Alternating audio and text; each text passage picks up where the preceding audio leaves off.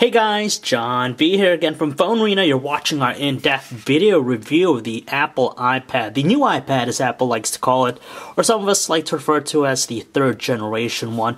Follows after the iPad 2, and it comes nearly a year after the iPad 2's release, so pretty quick, normal pattern for the iPad, the new iPad here. So it's available right now. You can pick it up through a host of different places. It starts at $500 for the base 16GB Wi-Fi model, and it goes up as much as $829 for the 64GB 4G enabled versions for AT&T and Verizon. This guy sports some incremental upgrades, the first and most prominent one being the 9.7-inch Retina display it has. It doubles the resolution of the iPad 2. It sports a new processor and also an improved camera. So let's take a look and see how it stands in the greater scheme of things. So let's talk design first. On the left we have the new iPad, and the right the iPad 2. Honestly, they are exactly alike with their designs. Nothing really different except for the fact that the new iPad is a hairline thicker than the iPad 2. It's only 1mm thicker, but still relatively streamlined. We're not really, it's not a big complaint of ours. It's still fairly streamlined by today's standards. And on top of that, it is a little bit heavier than the iPad 2, but after a while holding around the new iPad, you really don't notice it much. It's still very comfortable to hold, even with one hand, though the preferable choice is probably two-handed operation, but it still has one iconic looking design that's very favorable. We like its choice of materials, very fine, premium feeling. You have the milled aluminum casing, complemented with the glass covered display. It gives it a good sense of durability and strength. And overall, it's still one appealing looking tablet, but doesn't change much from the previous offering. So what's the big deal about the new iPad? Well, for starters, it now offers a Retina display, and it's absolutely a benchmark device in every single way possible. It still has the same 9.7-inch size display as the iPad 2. It's an IPS LCD panel, same type panel you used as before, but instead of having a 1024 by 768 resolution, it doubles it. The new iPad now features a resolution of 2048 by 1536. When you do the math, it equals to a pixel density of 264 ppi, which of course is not as high as some smartphones that we've seen, but for a tablet, that is very respectable. Now, if we look closely here, you might not see in the video, but the detail with the Retina display is just immaculate. It's just so much sharper looking, a lot more detailed. You can't even recognize any pixels whatsoever, and you really have to see it for yourself to actually appreciate its quality. At the same time, see that it is an IPS LCD panel. It exhibits all those qualities that we love about it. It has some natural looking colors, though Apple does mention that it offers 40% more saturation with its tones, and it's quite evident. It definitely seems a lot more punchier looking. You still have a high contrast, great viewing angles, so it makes for a great experience using it outdoors, and easily for reading, watching videos. It's definitely a pleasure to use, and it's not something we've seen before on any device out there, and that's what makes it so captivating in every single way. Part of its iconic design, the new iPad still features the same home button, physical home button. There's no accidental presses, and still exhibits the same springy response as before. Above the display, however, the new iPad features the same exact front-facing VGA camera as before, so there's nothing really special about it, mainly used for FaceTime and the occasional self-portrait. If you happen to pick up either Verizon or AT&T's version of the iPad, you'll find the micro SIM card slot on the left side of the tablet. Not surprisingly, the new iPad features the same set of physical buttons. You have the dedicated power button, volume control, and the mute switch right here. They all have a very distinctive feel and very responsive too. On the bottom edge of the tablet, you have the same 30-pin proprietary connection port for charging and data connectivity. You can also get video out, but you have to get an optional digital AV adapter to get that functionality. And on the left side here, you have these micro dots, which tucks away the tablet's internal speaker. Quite refreshing to tell you the truth, especially when the iPad 2 wasn't great when it comes to taking photos. The new iPad offers a newer and more improved camera. It's a 5-megapixel iSight camera on there. It features an f2.4 lens and has a sensor with backside illumination, so you know it's going to take better photos right from the start. Honestly, there isn't a whole lot new with the experience found with the new iPad, just because if you've been using the iPad 2 and been checking out iOS 5.1, it's pretty much the same exact experience. It resorts to having the same typical grid-like view with its icons, so it's very simplistic. It doesn't have the eye candy of Android or the usefulness of widgets, but this is what the iconic appearance of iOS is all about. Very easy, very low learning curve, so if you're a first-time user, it'll fit in very quickly.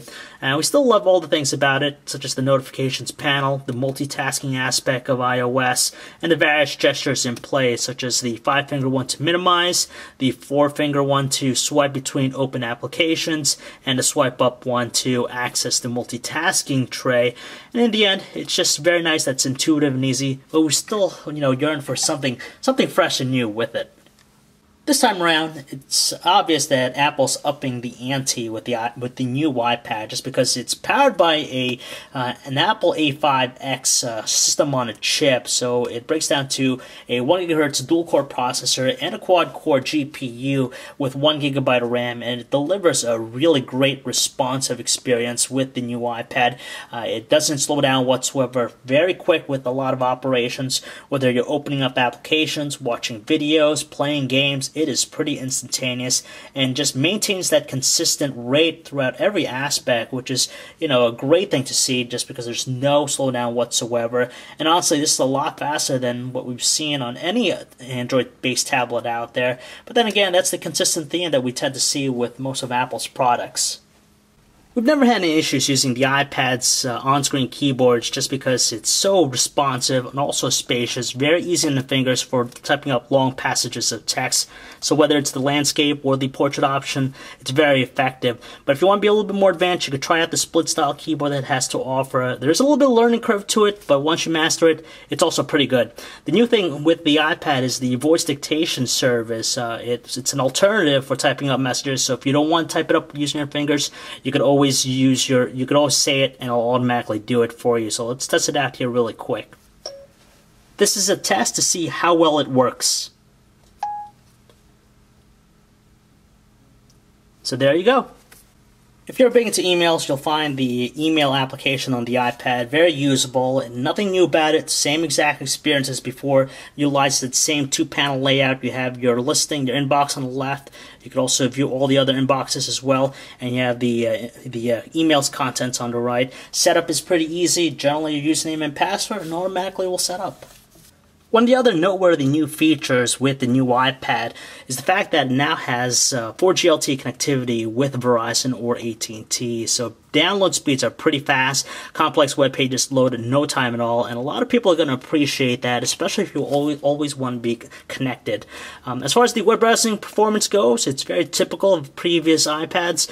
Very quick with its movement. You could tell with kinetic scrolling, pinch gestures, a good amount of fluidity, no slowdown or lag whatsoever. And the beauty about it is, of course, the Retina Display with its high resolution. Even at a zoomed out view, we're able to make out fine text with no issues at all. And in the end, it's just a great thing to use. If there's one aspect of the new iPad that's desperate for a new makeover, it has to be the music player interface, just because it's the same exact one that we find on the iPad 2 and even the iPad before it. It displays all your albums, of course, in this grid-like view. You make a selection, you can see the songs, and as you're playing a specific track, it displays the album cover, the track information, the on-screen controls. Nothing out of ordinary, and it's rather conventional by today's standards. Nothing really glitzy looking, and we just wish that they had like some sort of cool cover flow mode or something to really make things look spiffy. As far as the audio quality, it's good, robust, and doesn't stray at the loudest volume setting. Well, if you're big into watching videos on the iPad, of course you'll appreciate what the new iPad has to offer, just because with its Retina display, it just makes for a fantastic and engaging experience. It produces some nice poppy colors thanks to the IPS LCD display. And on top of that, it moves swimmingly, no slowdown or lag thanks to the processor. And all in all, it's definitely something appealing to the eyes.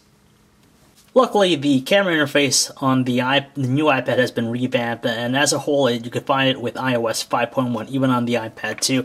It's just nice just because the on-screen shutter key is positioned now on the right side, so it's very accessible to our finger, whereas before it was at the bottom edge here, so whether it was in portrait or landscape, it was always at the bottom corner, so it made it a little bit difficult to actually take photos. You can still snapshot by pressing the volume up key, but the interface itself is still very, very uncluttered, it's simplified, Not that much there. It's lacking any manual settings, but the beauty in it is that it knows how to take beautiful looking shots.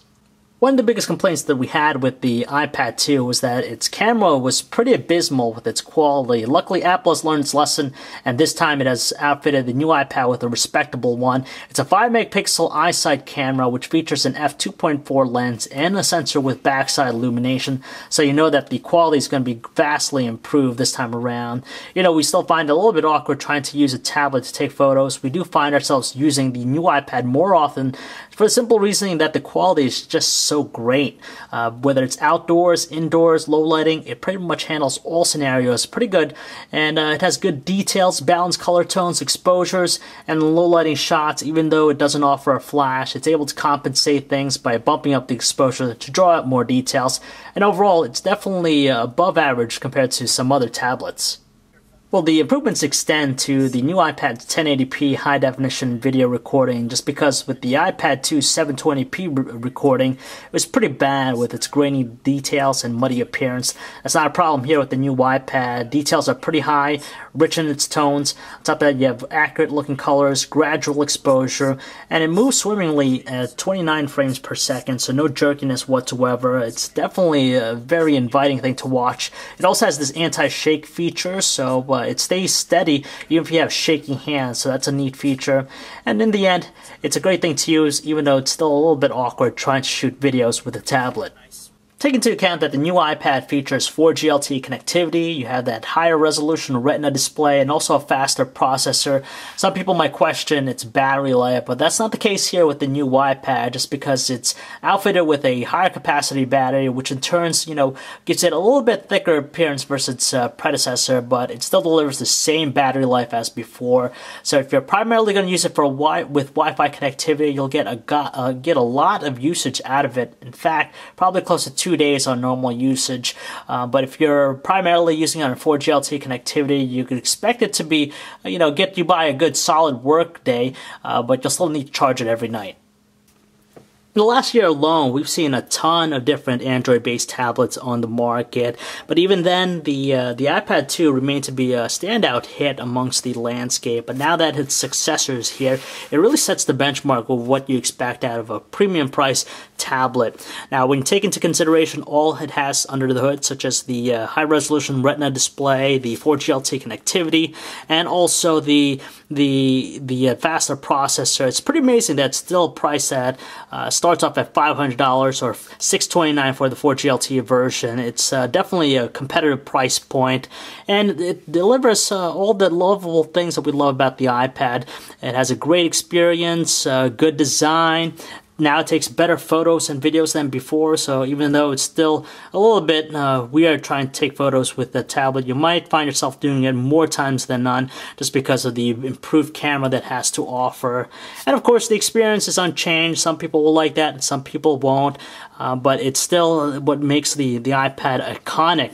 And if you currently have the iPad 2 and you're considering buying this guy, you might want to think about it more, just because the only big benefit that you're going to get out of the box is just the higher resolution display and also 4G LTE connectivity. Besides that, if you're holding on to the first generation iPad, or if you're just looking for a general tablet, you really want to consider the new iPad. It's just a lovely thing to look at, especially that it's a Retina display. It's something to behold, to tell you the truth. It's not something we've seen before, and it's quite appealing in many aspects. So if you'd like to learn more about the new iPad, you can check out our website, guys, PhoneArena.com. This is John V. As always, thanks for watching.